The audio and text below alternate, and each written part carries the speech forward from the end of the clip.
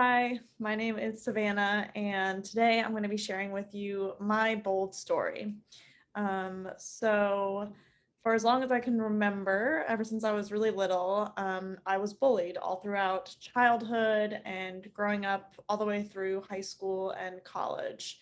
And because of the bullying, I developed a lot of anxiety, depression. I mean, I think that stuff was already genetic, right? But I also developed a coping mechanism known as hair pulling and skin picking.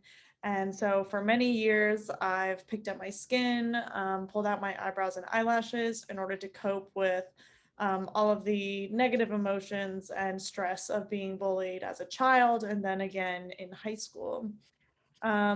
When I started being bullied in high school, it was actually a little bit different. I started receiving anonymous online messages for a number of months. It went on for almost a year.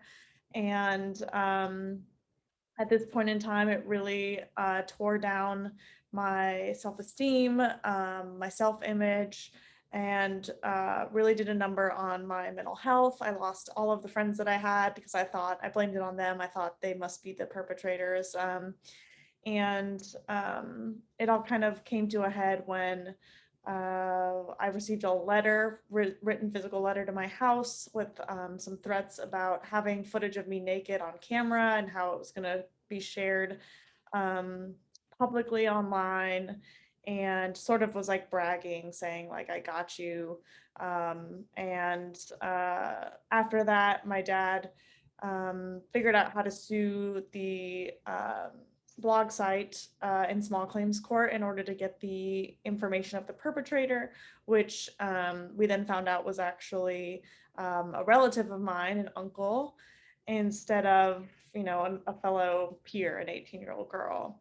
And so when this happened, again, it just was like reinforced that pattern and belief that had formed when I was a child, that I'm weak and pathetic and that I deserve to be attacked and that I must have done something wrong to deserve this.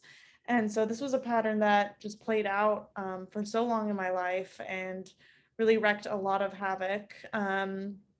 Before I started to really start to question that story and question if it was true and learn to separate the facts of what happened from the story that I'd been telling myself and the negative sort of feedback loops that were going on in my head. And so, um, through a lot of coaching, a lot of therapy, forgiveness coaching, and just starting to follow my own inner guidance, I really learned to trust my inner voice. And so to me, trusting my inner voice means following what I call divine inklings. So little signs and thoughts and things that pull you in a certain direction. It can just be an idea, a feeling, or a thought, but really listening to that intuitive, um, divine direction. And the more that I do that, the more it leads me down a path of healing, a path of compassion and forgiveness, of understanding, and of self acceptance and self love.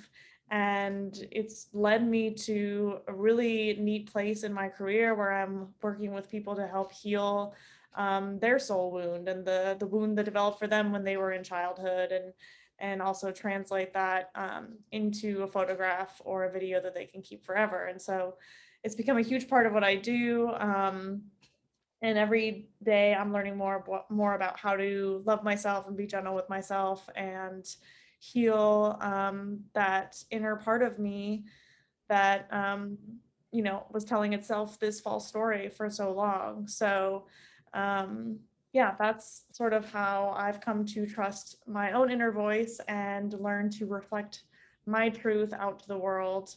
And so yeah, for anyone out there who resonates with the story or is looking for ways that they can find more healing or growth and expansion in their lives, I would say start to listen to those little divine inklings when they come to you, and just write them down, even keep a list going, and start to take action on those little things, because they add up and they start to compound exponentially and become a path forward for you, no matter what you're going through or what phase of life that you're in. So follow your divine inklings, and I hope you will join me for a larger conversation this Thursday with Catherine Morales on this topic of finding my inner truth and listening to my inner voice. So thank you so much for watching. And what is your bold story? What is the story that shaped who you are and become a huge part of your life